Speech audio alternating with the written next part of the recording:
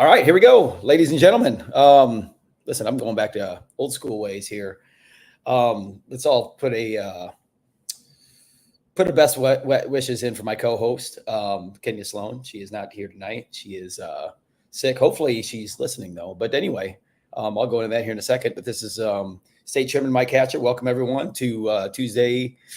What is this? April 2nd, 25th episode of TNUSAW Wrestling Power Hour podcast. Again, I'm your host, Mike Hatcher, State Chairman, and excited to get after it here. It's been a really weird turn of events here today, which is pretty strange. Kenya actually got a hold of me earlier in the day. She's just not feeling well at all. Now she's got body aches, pains, high fever, everything. And I just told her just to chill, get ready. Yeah, she started that new club. She had great success with their club. Just started yesterday, she said, and had a great practice. Opened everything up. So her girls only club in Knoxville. So shout out to her. Like I said, best wishes, well wishes. Her getting better. Hopefully, get her back on next week. Hopefully, she's feeling better, ready for practice for the rest of the week. And then also, we had two guests lined up for this evening, and it's weird. We have storms. Well, looking out my window, and I'm not sure where the storms are. I had to cancel practice today in Middle Tennessee because we had these storms because all the schools shut down early today, and the kids got out of school, and I have yet to see anything really any type of significant storm whatsoever. So we may cancel wrestling practice for nothing tonight or today, which is unfortunate because we got some kids competing at Virginia Beach this weekend. Have some kids competing at the AAU duels this weekend, which we wanted to have Mike Sutherland on. And Chattanooga, I think, is having the same weather. I don't live in Chattanooga. I live in Middle Tennessee in Nashville. And so I can't speak for their weather. So we pushed Mike's interview back to next week, and it's actually going to work out really well because that way we can recap what they have going on the Tennessee AAU side with the duels. I know, speaking to them earlier, I know they have duels going on in, I think, Kingsport and also Iowa this week. I know the middle school, I believe, is in Iowa. So I'm not sure how many teams specifically. I don't know if it's boys, girls, what's going on. I know they have a ton of people wrestling on the K-8 side on the AAU level. So looking forward to that. Looking forward to hearing from him next week, not only on the results of the duels, his perspective on what was amazing Tennessee AAU wrestling state tournament this year, and then also how we kind of fuse our AAU and USA wrestling programs together to make everybody in the state better. So looking forward to having him on next week. So that just leaves out of the four that we're going to jump on today, that just leaves two. And but I tell you what, this is going to be a great episode because we will have and I'm going to bring him back. I'm going to bring him on stage here in a second. But we have head coach at West Point Army, Kevin Ward, Tennessee legend, coming in here very quickly. And this is going to be a great episode for a lot of you guys. Just I'm going to give you a preface to it a little bit, just because normally our segments only with our interviews only last about 20, 25 minutes, sometimes longer, sometimes shorter. But Kevin and I are just going to have a chance to chop it up for the whole power hour. And you talk about a wealth of knowledge from a coaching perspective, just a wrestling perspective, just a great wrestling mind. So I've got some questions lined up for him that I think are going to be a big benefit for not only athletes in the state from a recruiting perspective, development perspective, but also coaches. It's going to be a great episode for you to learn just a lot in general about just coaching in general. And also, we'll probably chop it up a little bit about the history of Tennessee wrestling, considering he probably knows a little bit more than me. So without further ado, I hope that was a good introduction for him. Here he comes. And drum roll. There he is. What's going on? Coach Kevin Ward. Man, I appreciate the intro. It's like like I wrote it for you. That's exactly. I'm sorry to let everybody down. They tune in. They have Sutherland on the schedule. It's just you. There's no Kenya. We hope you're feeling better. They're stuck with us tonight. Stuck with me and Ward. Everybody's excited. I think that's why we only have one live viewer right now because not because they will watch it like in later time, but I think it's just because, Kenya's not on now. I think the word got out that I was your guest tonight. The power hour is who can power through an hour, just you and me talking wrestling.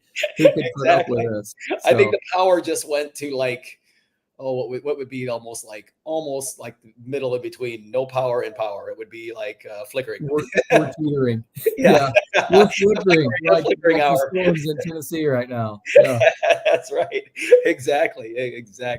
Well, ladies and gentlemen, for those of you who do not know this guy, you're getting to be like a shoot, man, like it's just a regular on this podcast. It's this second time in a couple months.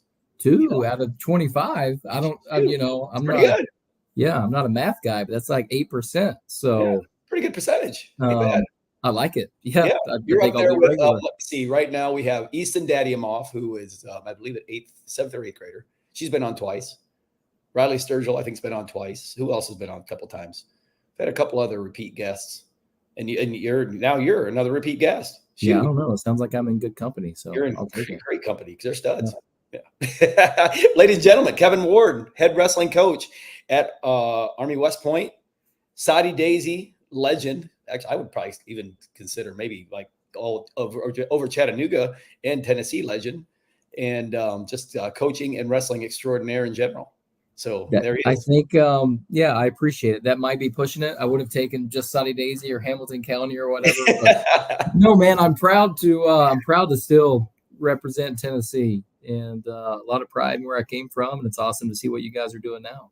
Yeah. Well, speaking of proud of what people are doing, I'm telling you right now, ladies and gentlemen, West Point Army. So it was awesome because it had nothing to do with, which academies or whatever, but we had Scotty Boynton on last week from Air Force. And then of course, so we had, I don't know if this is the first year ever, but it's been the first time in a while when all three service academies had an All-American this year. Is that right? Yeah, this was the first time in 21 years. The last time that had happened was when the tournament was in Kansas City. I think in, they said 03 was the last time, that this had happened. So pretty cool that all three wrestlers, did it in different ways. Were like, that was interesting to watch. And that's a good thing if I was just a fan and not a wrestling coach, I would appreciate seeing that, because you have Hendrickson from Air Force who just, did what he's supposed to do and just smashed everybody. He's kind of good. He's kind of good. Pretty freaking good, man. He's pretty good. And he just mauled people. And, our guy, Ben Pazook, was just really, really aggressive. I think he went as the 18 seed. Really aggressive. I think he scored more takedowns in his combined matches at the national tournament. If you look at any 5 or 6 match span across the season, by far he was his most offensive at the national tournament. Wow, really? And that's what he needed to do, like to go in as the 18 seed and be able to do that. And then the Naval Academy had an All-American with David Key. He scored 2 takedowns. Really?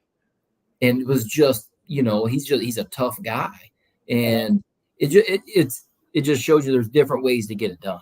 It's like that's one thing I learned when I'm looking at those 3 different. I'm like, well, listen, there's no script, there's no just cookie cutter way, rinse and repeat way to get it done. You got to find, ways that work for you to get it done. And all 3 of those guys wrestled ways that fit their style and fit their skill sets, and to see them all on the podium, I thought was pretty cool. Yeah. And the thing about it is too, I think, is that tournament has gotten just ungodly tough. I mean, it's just like for your guy to get on the podium as an 18th seed. I mean, it's just it's crazy, like how good these kids are just getting, and how deep these weight classes are getting.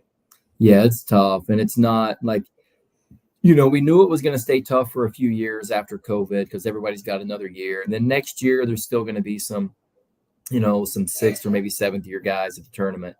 But just looking at the number of qualifiers that are coming back next year, I think 25 was the fewest. So I think maybe that was heavyweight, where 25 qualifiers still have eligibility. And that was the lowest number of any weight class. Wow. Where most weight classes were like 27, 28 of the 33 qualifiers are coming back again. Wow. So yeah, it's tough, and it's as tough as it's ever been, and it's not getting any easier. So, it's up to us as coaches and athletes to figure out, you got to navigate it, and you can't hope for things to get easier, because it's not going to get easier. You just got to be prepared for tougher wrestling. Yeah. Especially how good the kids are coming out of high school now. I mean, it's insane. If you just look at the last chance qualifiers, I believe it's going on this weekend, the amount of high school kids that are not only entered, but literally could make some noise at that tournament. Yeah. It's crazy. Yeah, there's no more like even when these college or these high school seniors enter open tournaments in college, and then they come in and they compete as true freshmen. You can't look at them like, if you go to an open tournament, you cannot look at a high school senior as a high school kid. Like they're in your bracket and they're a competitor, and that's it. There's no age to it. Just like we tell our athletes, you know, don't look at the seeds. Who cares about the rankings? We better not look at the age either. Because if you think, okay, I got this 17-year-old, he's pretty freaking good. Like he wouldn't be in that bracket. He wouldn't have entered the tournament if he didn't think he could do something. Yeah. And so, you know, it seems like more high school kids, kids at a younger age have more belief in what they're able to do. And they wrestle that way. They wrestle with a lot of belief. Mm-hmm. And so you're going to see that continue to grow, I think, as long as people still do open tournaments. You're going to see high school kids, the number of high school kids enter those tournaments is going to go up. And you're going to continue to see true freshmen, you know, competing in college. And you can't consider them true freshmen if you're a competitor. They're a competitor, and that's it. Yeah. Now, what do you attribute that to? I mean, do you think it's just, it's a lot of people say RTCs, say the different competitive opportunities out there for them, a combination of all, or? It's a combination of all. I think just saying RTC is probably a little bit of a cop out. It's probably not a very well thought out answer, because the ones that started doing this, like Kyle Snyder, he went to, the Olympic Training Center. He's not a product. Like, he didn't step in college because of an RTC. Right. Like, there were other things that made him good. It's certainly part of it. Like, high school kids having an opportunity to train with college kids, it helps. Like, there's no denying that. But that's not the only reason. I think access to information is a big part of it. Like, I still remember in high school, Gordon Connell, who coached at McCauley, would always film the NCAA tournament and chop up the highlight tapes. And I would, that's how I would watch films. I would watch VHS tapes, and, like we all had to do. And what did you listen to? 8 tracks or? Yeah. That was me. Thanks. Appreciate that word. Yeah. No, but we, I did it. Let's 8 tracks. That's no joke. I don't even know if I've ever seen one. Oh, but, yeah. No, it's that we were watching VHS, and you couldn't YouTube and watch all the Russians wrestle. We were videotaping the NCAA finals when they aired at 1 a.m. on ESPN Ocho or whatever. There's just so much more. There's access now, and then the proliferation of clubs and really good coaches. It's expanded. So I think it's multifaceted, and there's more than one answer, but the real answer is all of those things combined. Right. And what's exciting is, it's not slowing down. There's so many good high school kids. I know. And they're just keep getting better. And it's you alluded to the club aspect of it, and all the, now it's just, it's weird. It's crazy to see where the swing has gone. Like, I was just looking at when I was a high school kid. I was a 2-sport athlete. I played baseball and I wrestled, but we didn't have a club to go to. We just, a bunch of us used to get together in the off season, maybe wrestle every now and then. We'd practice whatever, a couple times a week, maybe, I don't know, just go in there and roll around. But now it's not only legitimately organized practices with clubs year round, but some of the most accomplished wrestlers that we have are going straight into running a club. And it's these kids are getting high level coaching at a super, super young age. And it's wild. It's crazy. Yeah. Yeah. So that's a club like the PNL, which I just announced that last week, that our Young Guns Nashville, we entered the PNL last week. So we're going to start competing in the PNL in the fall, which is super exciting. Yeah. Super exciting I'm super excited about that. It's awesome. But that's something that wasn't even a brainchild. 10 years ago. Right. But yeah, now, that would have been such a crazy idea. You're whatever. But now it's people have been trying to get into this now, and we're super fortunate. Obviously, we're going to get in it, but it's crazy how the landscape's changed. Yeah. Yeah. So all of the above. I like it. Yeah, and I know this. So we recruit in a couple different ways to West Point. A lot of our recruits go to the prep school, and a lot of kids think they need that developmental year, and some do. But now more than ever, I'm looking at kids and I'm saying okay, how do we get them straight in? Like they don't need a developmental year. They can come in and listen. We're recruiting some right now that are adamant they need a developmental year, and I'm like, dude, you can step in and win next year. Yeah, like I you know have a certain amount of slots for the prep school and a certain amount of slots to get right in. Is that how it works? West Point? Yeah, that's how it works. Yeah. What do you have on each side? So about 10 at prep school, and then we like 5 straight out of high school. Pretty much is how it works. All right. So you get a recruiting class of about 15 commits a year. Yep. And so it's like 15 freshmen a year. So 5 that come straight in and 10 that come from the prep school, and that's what the averages end up being. But but my point is, there's more and more this year. Like every year now, I'm like, this kid doesn't need quote unquote redshirt year. Like they could step in and compete. And now they may not have it figured out on November 1st, the first day of competition, but like you know somebody, they're gonna figure it out. Yeah. The college season is so long, man. Like you have November, December, January. If you can get it figured out by February, you can light it up.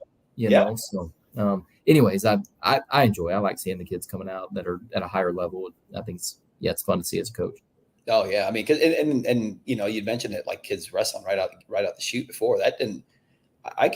When I was at Iowa in the early 90s, I can remember the 5 years I was there, we had 3 that competed right out the gate, and it would always be a deal where they would redshirt first beginning of the year, and then after that, then okay, you know what, we'll pull their shirt and go. Where now these kids are just going right out. I mean, I remember obviously McElravy because he won as a freshman, Joe Williams and Jeff McGinnis. Those were the 3 that I remember. Well, they were all pretty good. Yeah, they weren't bad. They were pretty good. They were good at wrestling. Probably was a pretty good idea. I mean, it was probably a pretty good idea to pull the redshirt. Like thinking back to it happened maybe a little bit more. So I started at Oklahoma State in 2001 was my first year there, and I think in my time Coleman didn't redshirt. Coleman Scott, Nate Morgan, wrestled as a true freshman. California kid. Oh, he was so good. Oh man, he was so freaking good, man. He was really good. And he had a great career too, but just like seeing what he was capable of. And he was Coleman, Nate, Espo, Zach Esposito, he wrestled as a true freshman. I don't remember if Daniel Frischkorn may have wrestled as a true freshman, or no, I think he did redshirt, but then the next year he was so good. And we had, I'm trying to think, that may have been just those 3, but that was a lot at the time. Yeah. Have 3 true freshmen stepping in the lineup with a really loaded team was a lot. But now, you could, wouldn't be surprised. 3 is not a big deal. So, yeah. It's crazy. I mean, yeah. And those guys you mentioned were all pretty good too. They weren't terrible either. Yeah, I redshirted. You and me both. I begged Coach Gable to get on the team. Yeah, that's right. You and I were in a little bit different situation as we. Yeah, it's different. Yeah, it is what it is. But but getting back to your season, I mean, what a great season, and like I said, what a great finish at the tournament. You guys qualified. Would you guys qualified? We qualified 6 guys. 6 guys. Yeah, 6 is a good number for us. 8th place. Yep. 8th at 74. Yep. But your other guys, got there and really scrapped too, and did a fantastic job. Kind of walk us through a little bit as far as like your the end of the season, how that all kind of ended for you, and what your thoughts are wrapping up the NCAA tournament. I thought going into the EIWA tournament, which is our conference, I thought if we left with 7 qualifiers, it would have been a fantastic tournament for us. We left with 6 and an alternate pretty much. He finished 4th, had to go finish 3rd to go, and he ended up being an alternate for the tournament. And so 6 qualifiers. What I thought was exciting and probably just inspiring about our team at the EIWA tournament is we finished 3rd in a 17-team conference, which, bringing home a team trophy, the top 3 in our conference get trophies, is really hard to do. And that was a goal before the tournament. I said, this is a team that can bring back a trophy, but it's going to take a full team effort to do it. And we outperformed our seeds and predicted points at the EIWA tournament more than any other team in the 17-team league. Wow. So we had the best performance relative to our expectations of any team. So that was, you watch that and you're like, okay, that's fun. That's what you want to see in the postseason. That's Yeah. fun to watch. And then our 6 guys that went to the NCAA tournament was the same thing. So at the NCAA tournament, we outperformed seeds and expected points by more than any other team in the country, any team in the tournament. Really? Yeah. So it was like us, then Little Rock, and then maybe Stanford. But yeah, relative to your seed and expectation of points expected to score, we outperformed any other team in the country. Wow. So even though we didn't finish exactly where I thought we were capable of, we could have won some more matches and scored some more points. You can't argue that that's, a successful tournament when you're able to outperform expectations more than any other team there. So that was exciting for us. I thought it's like, you know how it is coaching. You think that your team is ready. You're confident that you've done things right. You're still questioning every decision you made, driving yourself crazy. But you never really know until the whistle blows, know. And so just like competitors go through this, like they have to remind themselves that they've worked hard, they put in the work, they're ready. Coaches have to do the same thing, man. At least this coach does, I'm like, man, I don't know. Did we do it right? Like, and you just have to fall back on, what, the competitors are going to show up. Yeah. Like, we've loved them and supported them and helped them through the whole season. But now, and this is what I told them before the tournament, I was like, now it's on you, and I wouldn't be telling you this if I didn't know exactly the way that you're going to respond to it. I'm not telling you it's on you to put pressure on you. I'm telling you it's on you because you got to show up and you need to be prepared for that. Yep. Like, don't think that you can go out there and warm up for the first 3 minutes of your match. Yep. Like you've got to show up when that whistle blows. And if you do, you're going to like the result. Yep. And that's on you. So as coaches, you try to do everything right. And I felt like we were in a good position. But here's the thing. Like, here's the crazy thing about wrestling, in my opinion. One of the crazy things is we have had tournaments where I thought collectively, where we have qualified maybe 7 guys a few times before, where I thought collectively all 7 wrestled better than our group that we sent this year. But nobody made the podium. We had a guy get beat in the round of 12 and nobody celebrates it. Yeah. But I'm like, but actually, like, as a full team performance, everybody wrestled a little bit better overall. Just one guy didn't get a takedown in the round of 12, That's how small the margins are to the outside observers and the fans of, man, they had a great tournament. Well, we've had a lot of really good tournaments. We've just been beaten in the round of 12 a few times. Yeah. And this year, Ben Pazook got it done. And it's a huge credit to him. So, yeah, I thought we wrestled a good tournament. I thought for the most part we were really aggressive. And that's the way you have to be there. Like, you have to be aggressive and be ready to make things go your way. We had 2 guys go pretty deep in the tournament. It worked out for Ben. Braden got clipped in double overtime in the round of 16. But the exciting thing is, we have 4 qualifiers returning, and 3 of our qualifiers this year were freshmen. And so, they get 3 more shots at it. Wow. And that's good news right there for any program, when the majority of your qualifiers are younger and, they know they've been there and they're, they got a little bit underneath them already and they got that experience. Because, man, what a shoot. I mean, even as a coach, first time you coach at the NCAAs, it's like, oh, okay. Wow. Yeah, it's different. Not high school anymore here. It's different. It's different for sure. Yeah. So out of our 6 qualifiers this year, we had 2 of them were seniors, and then the other we had a sophomore and 3 freshmen. Wow. So 4 of those guys coming back, and they all have multiple years to go make things right the next trip there. Yeah. No. Absolutely. Well, this is the first one since 2008. Is that right, Matt Kyler, who finished on the podium? Yeah, the first since 2008. We had Marcus Hartman was named an All-American during the COVID year when the tournament was canceled. He was maybe like the 10 seed, 9 or 10 seed going into the tournament. But the last person to wrestle their way onto the podium was Matty Kyler back in 2008. So it'd been too long, and we, like I said, we've had a couple chances in the round of 12 since then. It just didn't go our way, and Ben got it done. Yeah. Well, I mean, like I said, anymore. I mean, there's some.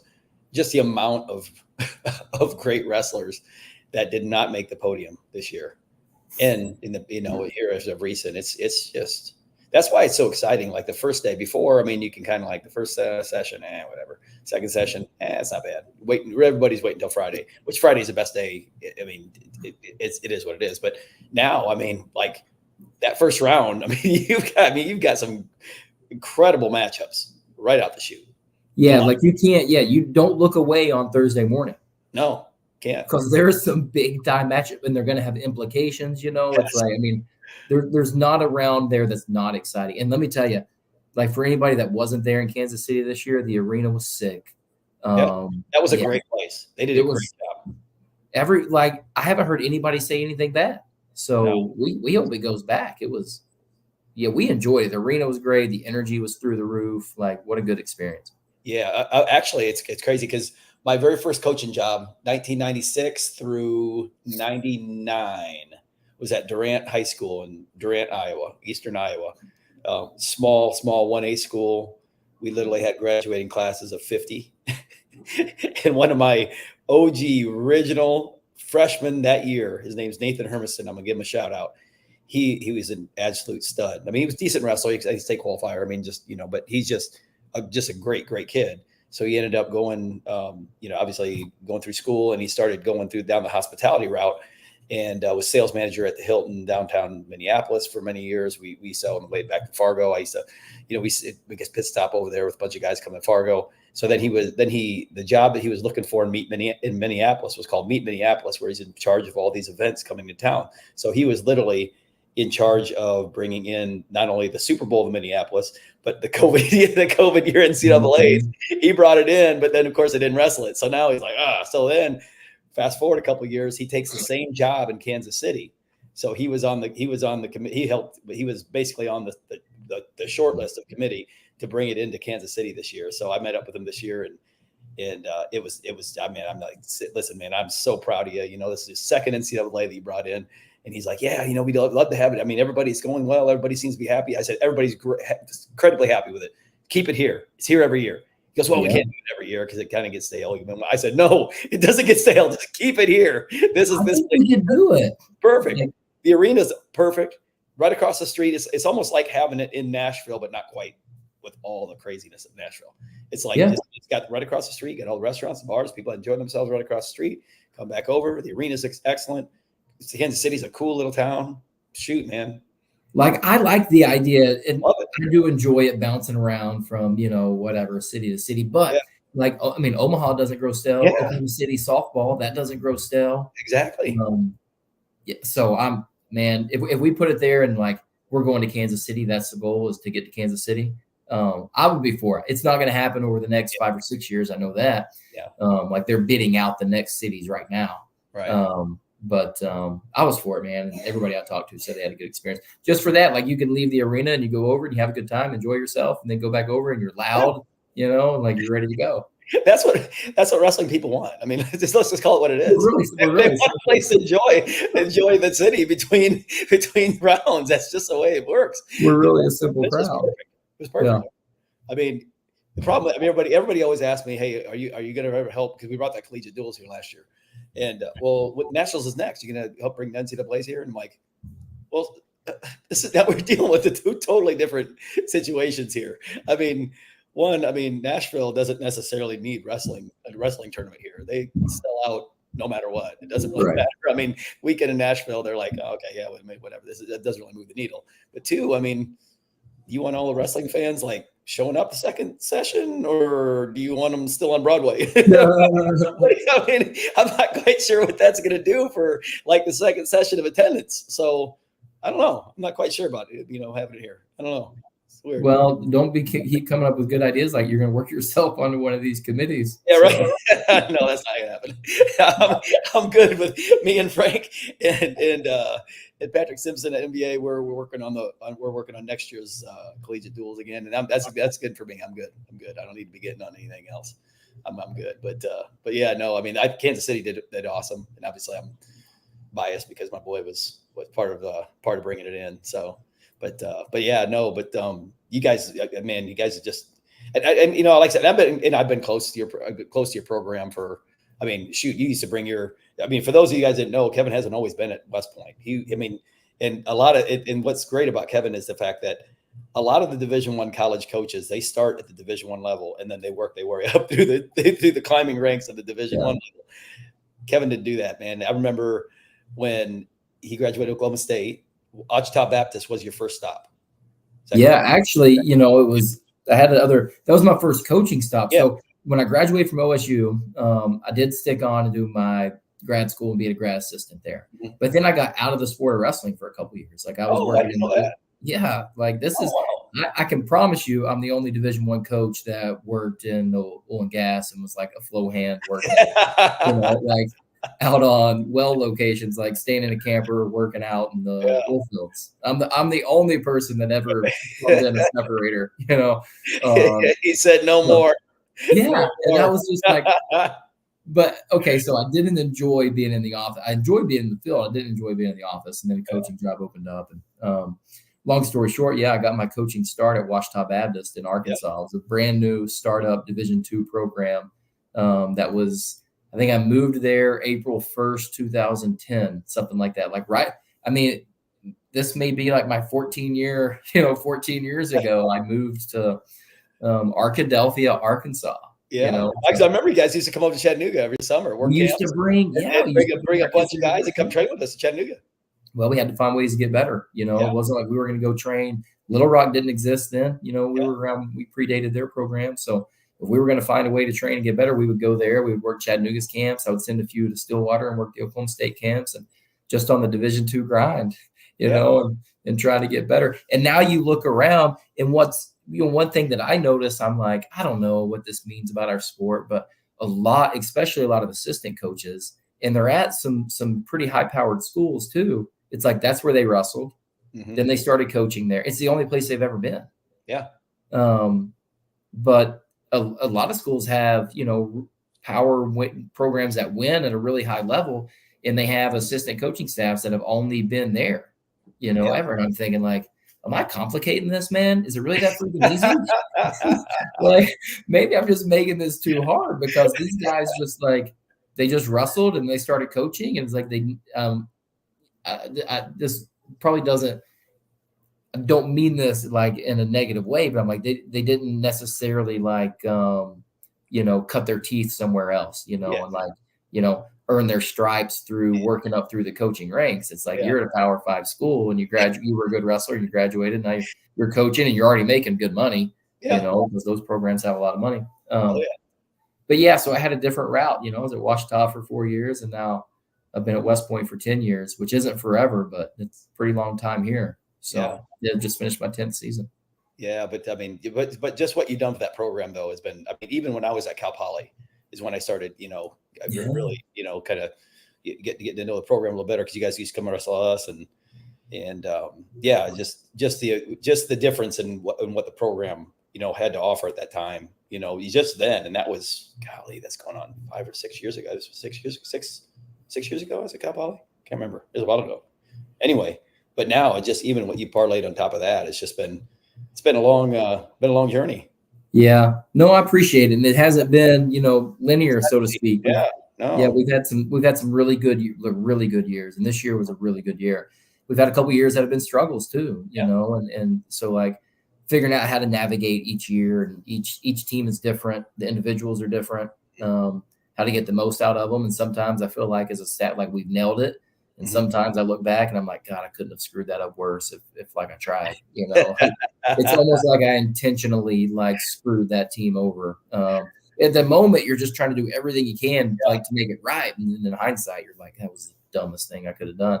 But overall, like an upward trajectory for sure. And like to be at a program like West Point that's been around for over 100 years and to set records, like if you can set records at a program that's been around for a century, then you're doing something. So I'm really proud. Like we've done some pretty special things, and I feel like now, like finally, like right now, I feel like this is the time. Like we're about to explode. Like we can be really, really freaking good. And so with that feeling comes, a lot of paranoia too. You're really excited. You're like, man, we can be great, and then you're like, don't screw it up. You know? Like. You got to punch the gas, pedal to the metal right now. Like now is the time to outwork everybody and to do the things right and help your program continue to jump levels. Mm-hmm. And do you attribute a lot of that to, and I think you're always kind of, I mean, I think, and correct me if I'm wrong, but I've been to a lot of different, programs. Whether it's been a high school program, club program, whatever. You talk about cutting your teeth in the journey. I was never very good in wrestling. You were actually good. So your trajectory is a little quicker than mine, whereas I started, I mean, I bounced all over the place. And finally, at the end of my tail end of whatever 30 years of wrestling coaching, now I'm here and I've got a great club, but, and I ended up my college stuff at ETC as one of whatever 78 head assistants at the time. But I think when going to new programs, you're almost like trying to not really necessarily create a better culture, but really kind of create your kind of culture to where, you know what I'm saying? You're trying to develop your kind of culture, not necessarily right, wrong for whatever, with different coaching philosophies, but your culture. How much of that, how long did it take to you to kind of establish the Kevin Ward culture there at Army, or is it still a work in progress? I think if it's not a work in progress, then it's just gonna, like if you're not working on it every day. It gets talked about a lot because it's kind of like, buzzy, and in the business world and sports world, you talk about culture a lot, but it really, like, culture is like the shadow on the program that really like shapes your behaviors of, what's acceptable, what's right, what's wrong, and what do you allow, what do you celebrate, what do you just, you don't tolerate at all. Culture is all those things like rolled into what culture is. The signs on the wall, like it's how you say hello to kids in the morning. It's the music that you play. It's like the tempo, that it's everything. Now, how long did it take to implement that? That's one thing that I've been, I guess, good at, as a coach is, and the people that know me well, my wife's in the other room. She can probably hear me. She would attest to this. Like, I can be pretty stubborn. And I usually think that I'm right, but in coaching, that can be like, that can be a really bad thing, but at times it can be a really good thing too. It's like, you got a lot of conviction, and the reason is because, I trust that I've given most things that I'm doing like a ton of thought. I rarely just do something on a whim. It's very intentional, and I think a lot about things before I act on them. And that's one of the things that I've always felt very strongly about. There's a right way and a wrong way. Like, there's more than one right way, but I can definitely tell you the difference in right and wrong. That's great. That's great. And so, like, I don't tolerate things that I think are the wrong way to do it.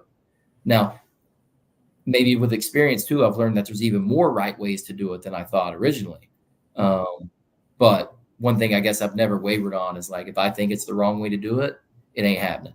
And that's, that's a powerful way to set a tone and a culture and a direction of a program. No, that's, I love, I think that's actually a great way to spin it. I've never heard it spun before. Like, I look back at, my coaching career, and still to this day, it probably mirrors that a lot. I just never really put words to it. I think that's super important. Trying to always, like, find what's going on right. But if as long as you don't, you're not allowing things that are wrong to go on your program, I think that's so important. I think, and I just look back at all the butt chewings I've given, and all the different times I've freaked out on our team. That's because things were going with it. You know what it looks like at a certain time. You know what it looks like. You know what it's supposed to look like, and if it's getting close, and it's okay. But if it's so far away from what it should look like, then that can get pretty frustrating. And I can tell you, like, the times when I think I've screwed it up are those times when I either knowingly let things slide, and was like, not a big deal, and I was lying to myself, or just didn't notice them in time, and that's because we make mistakes too, and it's sometimes the mistake is just like, I didn't know, I didn't notice, but when people ask me about culture or whatever, because, it gets talked about a ton at West Point. Our main job here is to build up, future leaders for our country. And you have to be able to set the tone. You have to know what the culture and of a healthy team or organization looks like. I say, most people think that, they look at a team and they say, here's a high performer, so that's the culture of their team, is they got this high performer. But I'm like, anybody any like dysfunctional organization can still have a high performer. That's not the culture of your program. The culture of your program is the worst behaviors that you tolerate. Yes. That's the culture. Like the high achiever, that's an outlier. Mm-hmm. You know, the culture of your program, the culture of any place, business, sports, whatever.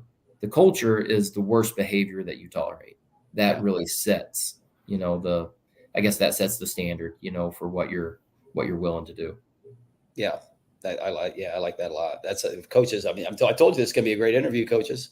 Come on, we got all this. So I do a podcast like once every week or once every 2 weeks with my team, and I'm always joking. I'm like, hey, the 24 people listening to this, you know, they just got some inside info. So maybe you know, like go screw with me, Hatcher. I got dozens of listeners out there. I know. We're getting there. We're getting there. We have more. We have more that tune in later. They watch the rerun on YouTube. And just go right straight to Kenya's. I'm sitting here, you know, in the intro, and you know, Hatcher's introduced themselves. I'm state chairman Mike Hatcher. I'm like, who would not want to tune in? This is my business. Exactly right. So, you know, if you're liking this, send it to all your friends and family. Tell them the state chairman. Yeah, well, because the state chairman job is like literally the most difficult job to get because everybody wants it. You know, it's such a sought after position. Yeah, because it pays so well. You don't have anybody complaining about what's going on in your state USA organization. No, everybody's happy, right? Everybody's always happy. You know, shoot, it's so easy getting people to volunteer for your. I guess the good part about it is everybody's convinced that you're already doing all things the right way. So they're like, oh, he's got it. Yeah, you got this. They have no idea, like behind the scenes, like how unorganized I am. I mean, you know, it's even worse than like in front of the scenes. Well, you can go back and edit that part of the show out, and they'll never know. Yeah, probably. Yeah, it's all good. We don't edit, man. You know me. I go right off the cuff. I'm just. Listen, I am what I am. We'll do it live. We just roll through it. We just roll through it. Yeah. So, moving forward here with West Point, what's going on here moving forward? What do you guys got going now after a successful NCAA tournament? So, you know, a cool thing about where I'm at is like I was on the beach last week. So where most coaches around the country, you know, they're on the portal nonstop and they're worried about their guys leaving, and they're trying. I'm like, we were chilling. We went on a family vacation. We left from Kansas City and went on vacation. So so that was first, but now we're back at it. Like you know, we're talking right now on April 2nd, and this weekend I'm going down to Virginia Beach NHSCA, so I'll be recruiting there. Saturday and Sunday. And then we launched straight into spring training. So we had, you know, a team meeting today going over our schedule for the month of April. And we're going to have some West Point Wrestling Club guys go out to Vegas and compete. But we're probably going to spend this month mainly focused on folk style. And I love where we're at. Like I said, you know, we've got some really good young guys, and we've got a dynamite prep school and recruiting class coming in. Yeah. You know, it's like, let's develop them as competitors, and, you know, it's just flat out get better at wrestling. So we're going to use this time. We're going to train. We've got a couple of recruiting weekends coming up. Mm-hmm. It happens this way every year. It's like after the NCAA tournament, you think the tempo is going to slow down a little bit. Yeah. It really doesn't slow down until, you know, May or so, or maybe June. I don't know. Does it ever slow down? Because then you're traveling the country doing camps and stuff. But, you know, we launched straight into recruiting season and trying to train, and, you know, the quest for Philly 2025, you know, that's already started. No, absolutely. I mean, it's, you know, and that's the thing. I think it doesn't matter. I've said this multiple times. I think I said this in the last podcast, you know, and I see it. And whenever Division I college wrestling comes up in general, it is literally the hardest thing to do. In that, I mean, if you do it and you actually like do it with any type of commitment whatsoever, you could have like, whether it's high level commitment and you're, you know, shooting to be the national champion year after year, whatever the case might be, or if you're on the team and you're, you know, just trying to be the best asset you possibly can, like myself when I was in college. I mean, it is literally the hardest thing that you're going to do, you know, in your life. It's incredibly difficult, and it never stops. Hard. It never stops. It's freaking hard, man. And it's so hard. Like it's good to be reminded about that as a coach too, because, you know, like you just stand up, get away. You know? Yeah, that's like I Yeah, do. he's not trying. You do. Oh, he hasn't thought of that. Yeah, And like you yeah. just can't ever forget how freaking hard it is. Yes. Coaching is a different grind than wrestling. There's nothing as hard as doing what these college wrestlers are doing. No, I shouldn't say that. In sports, I think that's the hardest thing that you can do. There are harder things in life to Yes. deal with. Yeah. But just in college sports, I can't imagine anything that's tougher. Coaching is different. It's a different type of grind, a different type of stress. But yeah, it's always good to remind yourself how freaking hard it was to do it, because these guys, man, they're giving it, it's our job as coaches to remind them and to convince them that they can give more, but they're giving a lot. Yeah. I know. Yeah. And our team, like I'm a big fan of, and I'm very thankful for the team that we had this year because they listened, they responded, they were very coachable. And they got our program, what I would consider really back on track. And they did it the hard way. So it's not easy, but when a group sets their minds and intentions on doing something, they don't waver and compromise on what they want to accomplish. It's fun to watch. There's nothing like it. For sure. I mean, and just getting back to like how difficult it is, it's crazy because it's every kid, I mean, it's just like the majority of them all want to go. It's Division I or nothing. They all want to go to Division I, D1. And I'll come across some kids. I'm like, are you sure you really want to do that? Because it is, I mean, when I say it's like literally, when I say it's like incredibly hard, you have no idea. I mean, kids just don't have, I mean, and I'm telling you right now, you are going to want to quit in the first month and a half. You're going to want to quit.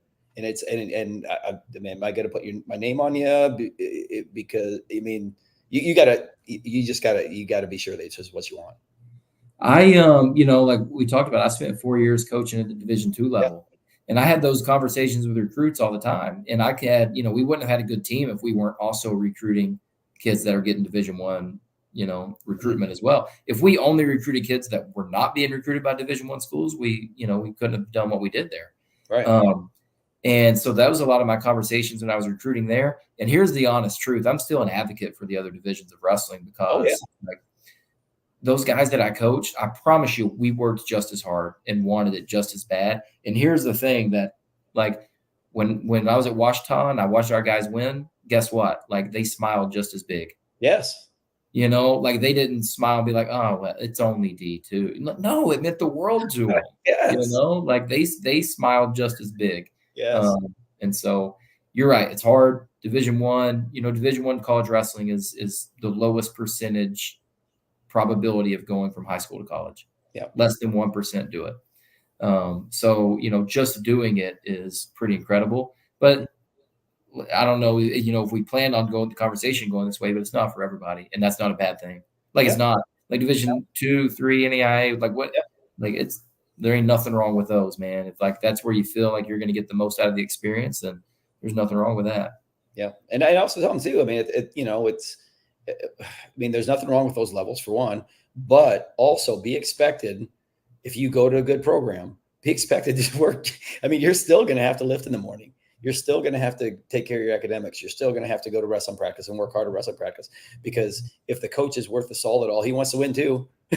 So like, it's your schedule is not going to be like that significantly different, to another Division I schedule. So if you want to wrestle post collegiate or post high school in any sort of collegiate level, you got to be ready to do it and don't waste somebody's time. Because I remember when I was when you guys were coming over to Chattanooga, I was a volunteer assistant, for Heath for all those years.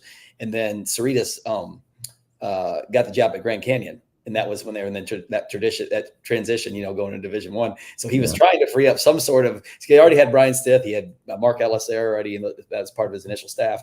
And he was trying to figure out some way to work me into a staff position. So he finally got me a job as the club coach. So I had NWCA. I was an NWCA coach for 1 year at the club level. And this was like teams that would just like, I don't know. They'd be practicing like once a week. Right. Yeah. That was our deal. I mean, I talked to our athletic director. We had a specific club athletic director. I'd still love to do this day. But I asked him, I said, what's your expectation of the program? What do you want me to do? He goes, I'll just whatever. We just need 20, 25 kids and just practice 2-3 days a week. And that's, basically get them into school. we need the enrollment. So I went, I was combing the halls. I was at this like all like GCU. It was like one of those big like get-togethers where they had where you sign it up to be on like the debate club and this club and like the rest of the You're at club. the club fair. It's like combing the whole GCU campus to get kids on my wrestling team. So we ended up with over 20 kids that year. And, I was like, okay, I was practice, a couple times a week. And Serena's the same way. He's like, all right, it's just, whatever. It's practice a couple times a week, but you're in my room every day. The Division I room, helping. That's why he really want me there. So I was doing that for a while. And then the kids started getting good. And then they started getting a little bit better. They started winning some tournaments. And they're like, Coach, we don't want to just practice like 3 times a week, man. We want to actually win too. I'm like, all right, you guys want to win? Here we go. So we're practicing every day. And then we have morning workouts. So now I'm practicing. I got 2 morning workouts, with my team and then Serena's team. And I got 2 afternoon workouts with the club team. And because, my kids wanted to win, I wanted to win. So you know what? We're a club team. You worked your way into more work. That's what you did. We're still going to do it the way that I think that needs to be done. So yeah. It's just the way it is at whatever level. So, I mean, there's so many good coaches out there. There's so many good programs out there, no matter if it's Division I, Division II, 3, NAIA. I mean, it's just great coaches that care about kids, and it's awesome. Well, that part is overlooked, because like I've been on both sides of it where at Washita, I didn't have a budget to travel around the country and you get to know people, and people didn't get a chance to get to know me. Where I'm at now, I'm really fortunate. Like, people in wrestling know who I am now, But I'm a better coach now than I was then because of experience, and I've gotten better. But I'm not that much better, And here's my point: is that I don't know how many other of those Kevin Wards are out there that you just don't know about because they don't have the budget to travel the country. Yeah. But they're dynamite coaches, and like you said, they care about their kids. They're going to treat them right. Mm-hmm. And so, while Division I isn't for everybody, it doesn't mean that I'm just going to go kind of D2 and slack off. Well, you better not. You're going to get chewed up. Yeah, exactly. Yeah, exactly. Yeah, no doubt about that. No doubt about that at all. So now, if because you got some Tennessee presence on that team on that roster right now. Yeah, there's more Tennessee kids out there that want to maybe get a little look from the West Point coaches. Maybe see as West Point is maybe someplace they love to park themselves. What's your suggestions for them? Yeah, well, first off, we want more Tennessee kids on our team. I see what you guys are doing, and I love it. And I know what kind of talent and type of competitors you guys have coming up. So we want to get involved. We want to be more involved with Tennessee wrestling, not just selfishly as a source of pride for me, but there's some guys there that are going to contribute. They come to West Point, they're going to be winning matches at wherever the NCAA tournament is when they're here.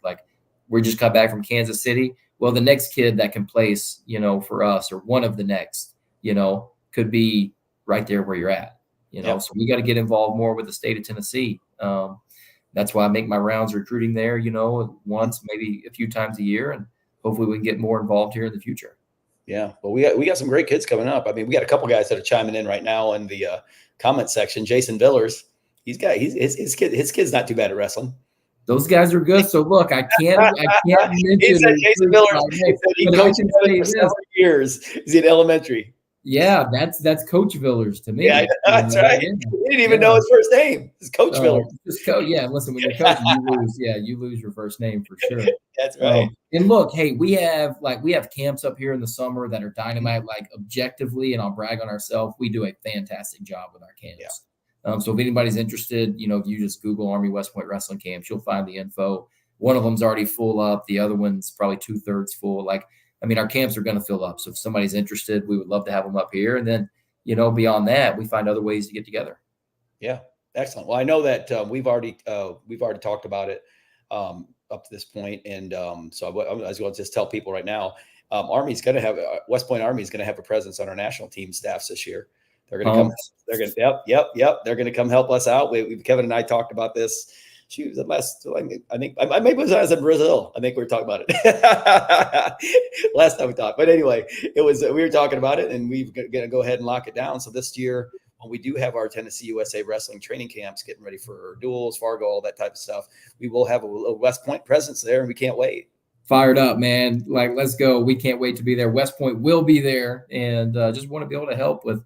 The continued growth of Tennessee wrestling, like I said, be more involved. And 2, I'm surprised and impressed that you remember that conversation when you were poolside in Brazil. So I'm glad you had your wrestling about you.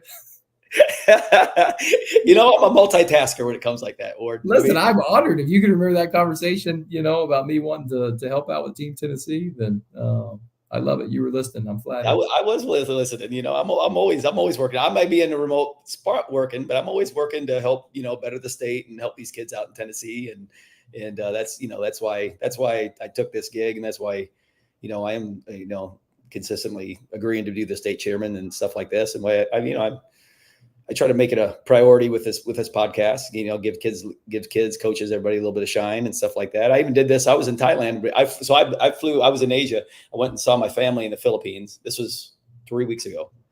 I went and saw my family in the Philippines, first time in 30 years, for about 4 days. And then I went straight to Thailand with a buddy of mine from Vegas. We spent 2 weeks in Thailand. So I went straight from Thailand to Kansas City to watch some wrestling, watch Cal Poly kids, watch my boy Truax, he's at Penn State now. And then so when I was in Thailand for the last couple of weeks, podcast didn't miss a beat. Shoot, it would be 7 a.m. in Bangkok and 7 p.m. here, and 7 a.m. on Wednesday, 7 p.m. here on Tuesday, and Kenny and I would be chopping it up about Tennessee. You will not outwork Mike Hatcher. That's what they're saying. Absolutely not. Absolutely not. Not when it comes to helping kids out. I've always enjoyed that. So Any last thoughts? Any last words of advice for us, Coach Ward?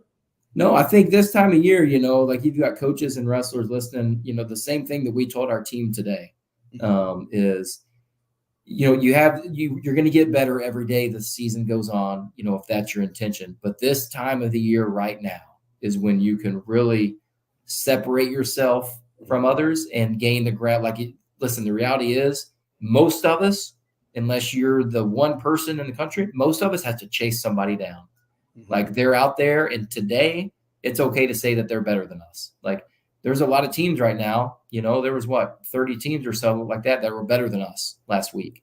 We got to chase them down. This is a time of year to do it. Like this, the work you put in right now will pay off. So to the coaches that are, if there's coaches that are listening, they already know that. They're telling their teams that. Wrestlers, if you're listening, it's just another voice backing up what your coach is already telling you. Like this, be intentional about using this time of year and get better. And then, like I said, I look forward to West Point being a part of that process this summer and getting the national teams ready. We love it. We love it. That's great advice. And for you Tennessee guys that will be at NHSCA this weekend, which is we have a pretty large contingent that travel to that tournament every year. Make sure that you don't be a stranger. Pop up there, shake Coach Ward's hand, and introduce yourself. And that never hurts either, does it? No, I would love to see them. If anybody out there is interested in being recruited pretty much anywhere, you have to be just as persistent in being recruited as you are on the mat, so whether it's me or some other coach, any other school that you're looking at, go up and say hi to the coach. Hey coach, I'm coming up on mat 17 and hope you can watch it. You can keep things short, keep it simple, but that goes a long way because listen, we need reminders just like everybody else, probably more than everybody else. 100%. Yeah, absolutely. We chose to coach wrestling for a living, so we're not exactly right, in the head. Yeah. We need reminders, but I look forward to seeing the guys out there. I want to see them scrap, and I'll see them on the podium. That's awesome. Okay, one last thing, because I always get asked when I meet people or when I do any type of whatever conversation, they always ask me, what was it like to wrestle for Coach Gable? It doesn't matter where I was at. I don't care. I was on Cal Poly staff. Cerise is an All-American. Shavron's an All-American. Stith was national final. Everybody, but they're always asking me, what is that? They're always like, what it was like to wrestle for Coach Gable. What was it like to wrestle for Coach John Smith? And give us a cool story. I'm curious. Okay. Yeah. Well, similar story to yours. Like I get asked that all the freaking time now, still, what was it like wrestling for John? It was tough. Yeah. It was tough. In a really good way, but like his personality, you can't relate to him. Like you can't, this guy was the best on planet Earth for 6 years in a row. Yep. Like you don't relate to that unless you're that, like, And so there's a difference in him and me and you and pretty much everybody else on the planet. Like his mind just works different. But understanding that, like the relentless pursuit of just always being better is, that was the most challenging thing. And also, the most important thing to learn too, is that it's constant daily work, and like we talked about earlier, I feel like I've always had a strong sense of like how to do things and how not to do things. That comes from him. Yeah. Is like, that was set very, like the first day you show up there, that's set. Like, here's the things we do and here's how we do it. And here's what you're not going to do. And a very strong sense of that in a very tough and challenging environment. He wasn't like, he wasn't the coach that, he wasn't going to coddle you, and he wasn't going to give you hugs and love you up. He's going to challenge you and you're either going to respond or you're probably going to get run over. Yeah. And I've come to appreciate that, like his way of doing things more, the older I get, with the more perspective I have. So like, I'll tell you this, I don't know if this counts as a cool story or not, but we always get together, all the Oklahoma State crowd. That's the one cool thing about you guys, is that about your about the John Smith coaches. Honestly, that's really cool. It's cool. It is very cool. So we got together Tuesday night in Kansas City, and there were like 15 or 20 of us out to dinner one night. Yeah. Every year that goes by, he seems to mellow just a little bit, Uh-huh. And so like every year we have dinner, I'm like, who the hell is this guy? I'm like, this is the same guy that coached me, those 5 years. But it's cool now to see, I'm older and have a different perspective on things, and he's older. His kids are grown, and he coached, and is still coaching one of his kids right now. That changes you, I'm pretty sure. Oh yeah. But that's one thing that's special, is like, I think it was 17 of us at some steakhouse in Kansas City that Tuesday. So whenever we get a chance, we still get together, and we made a joke, beforehand. We're, I think Coleman set it up, and we're talking, and we're like, yeah, whatever, I don't care. Like, if it costs $100 or whatever, like, we'll pay it. I just want to get everybody together, and we'll get together and have a couple glasses of wine, have a good time. And it's like, we hang out long enough, maybe he'll pick up the tab, And we did. We hung out long enough, and he's like, "Oh, one check," and we're like, "Stop!" Like, we all have. Yes. Oh, come on, coach. We can buy our dinner. And then he gives this one. He's like, "Dang it, I forgot my wallet." So he tells another guy there, he's like, "Hey, can you get this? I'll pay you back."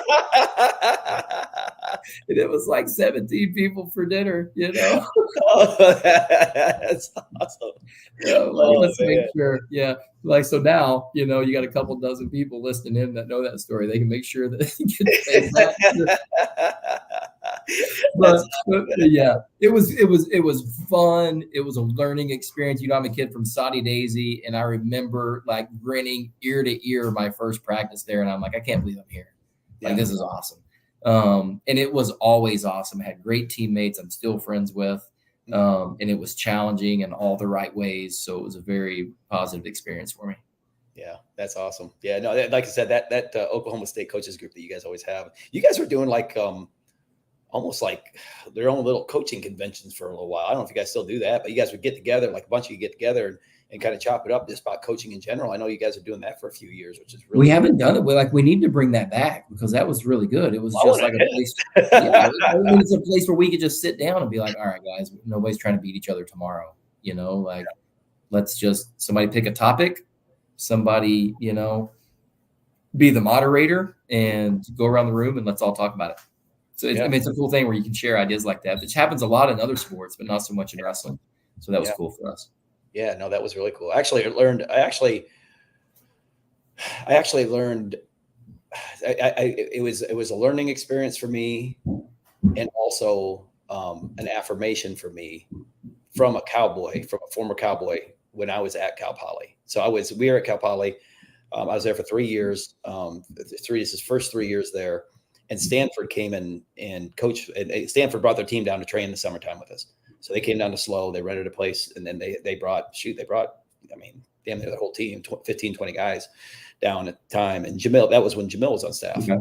And man, what a awesome, just an incredible guy. Jamil's great. I mean, and not only did I learn like some really like, I mean, because obviously, the Iowa State or the Iowa and the Oklahoma State styles were very, very vastly different, especially with what, some of the things he did as just being just a tremendous athlete.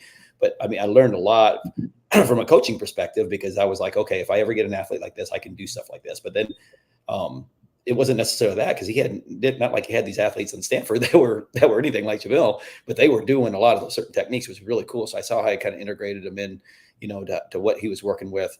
And then I remember we were standing there and just, chatting during practice one time, and guys were just wrestling and stuff.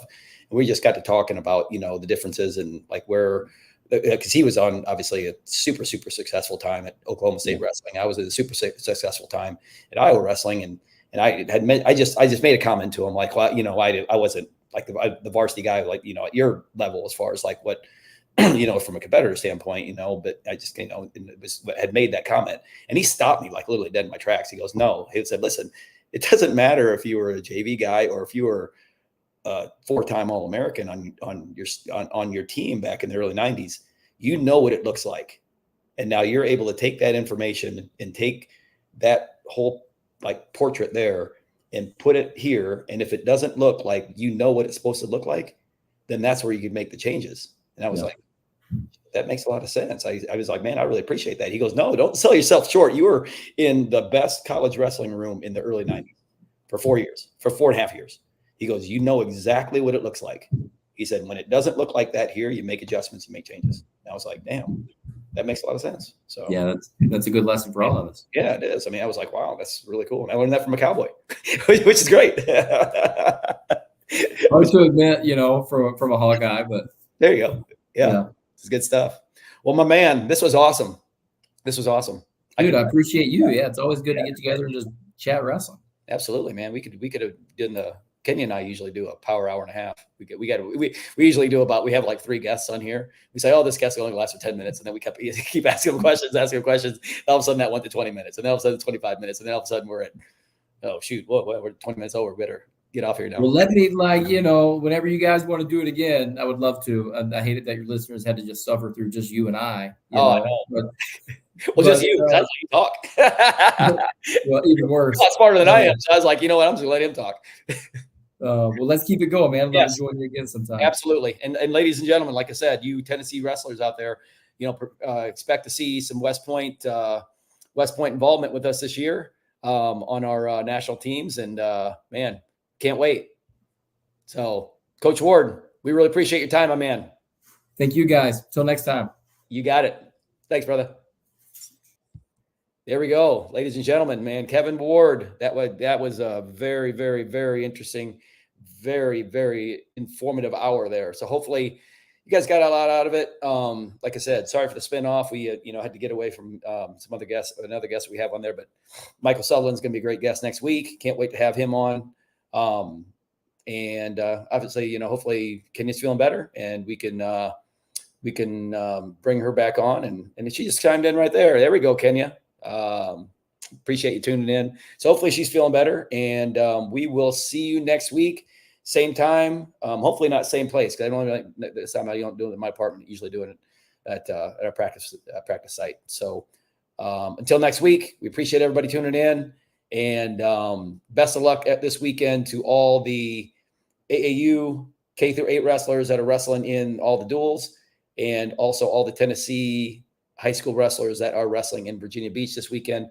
Make us proud like we know you will. So thanks again for everybody, and we'll see you next week.